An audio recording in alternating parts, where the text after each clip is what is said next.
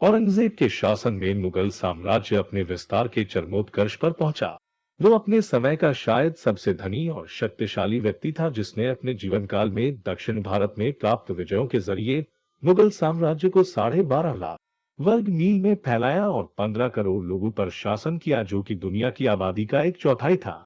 औरंगजेब ने पूरे साम्राज्य पर फतवा आलमगीर, शरीयत या इस्लामी कानून पर आधारित लागू किया और कुछ समय के लिए गैर मुस्लिमों पर अतिरिक्त कर भी लगाया। गैर मुसलमान जनता पर शरीयत लागू करने वाला वो पहला मुसलमान शासक था। मुगल शासनकाल में उनके शासनकाल में उसके दरबारियों में सबसे ज्यादा हिंदू थे और सिखों के गुरु तेग बहादुर को दाराशिकों के साथ मिलकर बगावत के जुर्म में मृत्युदंड दिया गया था। औरंगजेब का जन्म 3 नवंबर 1617 को दाहोद, गुजरात में हुआ था। वो शाहजहां और मुमताज महल की छठी संतान और तीसरा बेटा था। उसके पिता उस समय गुजरात के सूबेदार थे। जून 1626 में जब उसके पिता द्वारा किया गया विद्रोह असफल हो गया तो औरंगजेब और उसके भाई दारा शुको को उनके दादा जहांगीर के लाहौर वाले दरबार में नूर जहां द्वारा बंधक बनाकर रखा गया।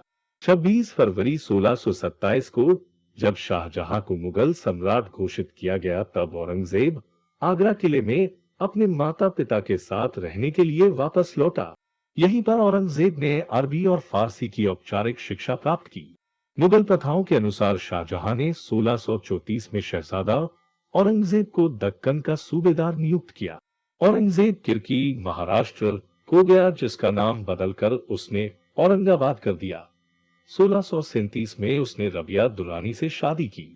इधर शाहजहां मुगल दरबार का कामकाज अपने बेटे दारा शिकोह को सौंपने लगा। 1644 में औरंगजेब की बहन एक दुर्घटना में जलकर मर गई। औरंगजेब इस घटना के 3 हफ्ते बाद आगरा आया, जिससे उसके पिता शाहजहां को उस पर बेहद क्रोध आया। उसने औरंगजेब को दक्कन के सूबेदार के ओहदे से बर्खास्त कर दिया। औरंगजेब 7 महीनों तक दरबार नहीं आ सका। बाद में शाहजहां ने उसे गुजरात का सूबेदार बनाया। औरंगजेब ने सुचारू रूप से शासन किया और उसे इसका सिला भी मिला। उसे बदख्शान, उत्तरी अफगानिस्तान और बाल्क अफगान उज़्बेक क्षेत्र का सूबेदार बना दिया गया। इसके बाद उसे मुल्तान और सिंध का भी गवर्नर बनाया गया।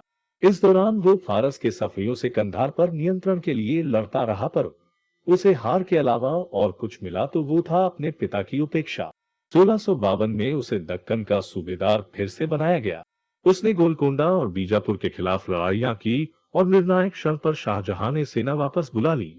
इससे औरंगजेब को बहुत ठेस पहुंची, क्योंकि शाहजहां ऐसा उसके भाई दारा शिकोह के कहने पर कर रहा था।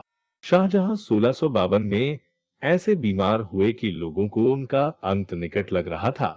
ऐसे में दारा शिकोह, शाह शुजा और औरंगजेब के बीच में सत्ता संघर्ष शुरू हुआ। शाह शुजा, जिसने स्वयं को बंगाल का राज्यपाल घोषित कर दिया था, अपने बचाव के लिए बर्मा के अरकन क्षेत्र में शरण लेने पर विवश हुआ। 1659 में औरंगजेब ने शाहजहां को ताजमहल में बंदी बना लिया और स्वयं को शासक घोषित किया।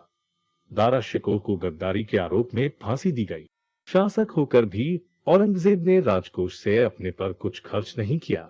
मुगल, खासकर अकबर के बाद से, गैर मुस्लिमों पर उदार रहे थे, लेकिन औरंगजेब उनके ठीक उलट था। औरंगजेब ने जजिया कर फिर से आरंभ करवाया, जिसे अकबर ने खत्म कर दिया था। उसने कश्मीरी ब्राह्मणों को इस्लाम कबूल करने पर मजबूर किया। कश्मीरी ब्राह्मणों ने सिखों के 9वें गुरु तेग बहादुर से मदद मांगी। तेग बहादुर ने इसका विरोध किया तो औरंगजेब ने उन्हें फांसी पर लटका दिया। इस दिन को सिख आज भी अपने त्योहारों में याद करते हैं। औरंगजेब के शासनकाल में युद्ध, विद्रोह, दमन, चढ़ाई इत्यादि का तांता लगा रहा। पश्चिम में सिखों की संख्या और शक्ति में बढ़ोतरी हो रही थी। दक्षिण में बीजापुर और गोलकुंडा को अंततः उसने हरा दिया, पर इस बीच छत्रपति शिवाजी की मराठा सेना ने उनको नाक में दम कर दिया। छत्रपति शिवाजी को औरंगजेब ने गिरफ्तार कर तो लिया, पर शिवाजी और संभाजी के भाग निकलने पर उसके लिए बेहद फिक्र का सबब बन गया। आखिर शिवाजी महाराजा ने औरंगजेब को हराया और भारत में मराठों ने पूरे देश में अपनी ताकत बढ़ाई। शिवाजी की मृत्यु के बाद भी मराठों ने औरंगजेब को परेशान किया। इस बीच हिंदुओं को इस्लाम में परिवर्तित करने की नीति के कारण राजपूत उसके खिलाफ हो गए थे और उसके 1707 में मरने के तुरंत बाद उन्होंने विद्रोह कर दिया। औरंगजेब के प्रशासन में दूसरे मुगल बादशाह से ज्यादा हिंदू नियुक्त थे और शिवाजी भी इनमें शामिल थे। मुगल इतिहास के बारे में ये एक सर्वमान्य तथ्य है कि दूसरे बादशाहों की तुलना में औरंगजेब के शासनकाल में सबसे ज्यादा हिंदू प्रशासन का हिस्सा थे। ऐतिहासिक तथ्य बताते हैं कि औरंगजेब के पिता शाहजहां के शासनकाल में सेना के विभिन्न पदों, दरबार के दूसरे अहम पदों और विभिन्न भौगोलिक प्रशासनिक इकाइयों में हिंदुओं की तादाद 24% थी, जो औरंगजेब के समय में 33% तक हो गई थी। इमथर अली के शब्दों में कहें तो ये तथ्य इस धारणा के विरोध में सबसे तगड़ा सबूत है कि बादशाह हिंदू मनसबदारों के साथ पक्षपात करता था। औरंगजेब की सेना में वरिष्ठ पदों पर बड़ी संख्या में कई राजपूत नियुक्त थे। मराठा और सिखों के खिलाफ औरंगजेब के हमले को धार्मिक चश्मे से देखा जाता है, लेकिन ये निष्कर्ष निकालते वक्त इस बात की उपेक्षा कर दी जाती है कि तब युद्ध क्षेत्र में मुगल सेना की कमान अक्सर राजपूत सेनापति के हाथ में होती थी। इतिहासकार यदुनाथ सरकार लिखते हैं कि एक समय खुद शिवाजी भी औरंगजेब की सेना में मनसबदार थे। कहा जाता है कि वे दक्षिण भारत में मुगल सल्तनत के प्रमुख बनाए जाने वाले थे, लेकिन उनकी सैन्य कुशलता को भांपने में नाकाम रहे। औरंगजेब ने इस नियुक्ति को मंजूरी नहीं दी। औरंगजेब पवित्र जीवन व्यतीत करता था। अपने व्यक्तिगत जीवन में वह एक आदर्श व्यक्ति था। वह उन सब दुर्गुणों से सर्वत्र मुक्त था जो एशिया के राजाओं में सामान्यता थे। वह यति जीवन जीता था।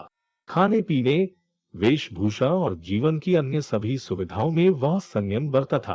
प्रशासन के भारी काम में व्यस्त रहते हुए भी वह अपनी जरूरतों को पूरा करने के लिए कुरान की नकल करके और टोपियां सीकर कुछ पैसा कमाने का समय निकाल लेता था। सम्राट औरंगजेब ने इस्लाम धर्म के महत्व को स्वीकारते हुए ईकेयूआरआई को अपने शासन का आधार बनाया।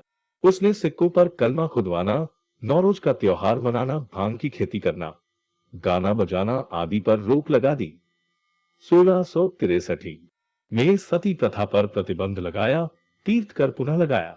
अपने शासनकाल के 11 वर्ष में जगर ओका का दर्शन, 12वें वर्ष में तेयुअलदान प्रथा पर प्रतिबंध लगा दिया। 1668 में एक दो त्योहारों पर प्रतिबंध लगा दिया। 1699 में उसने हिंदू मंदिरों को तोड़ने का आदेश दिया। अगर आपको मेरा वीडियो अच्छा लगे तो मेरे चैनल को सब्सक्राइब करके ऑल पर क्लिक करें, जिससे आने वाले वीडियो आप तक पहुंच सके। धन्यवाद।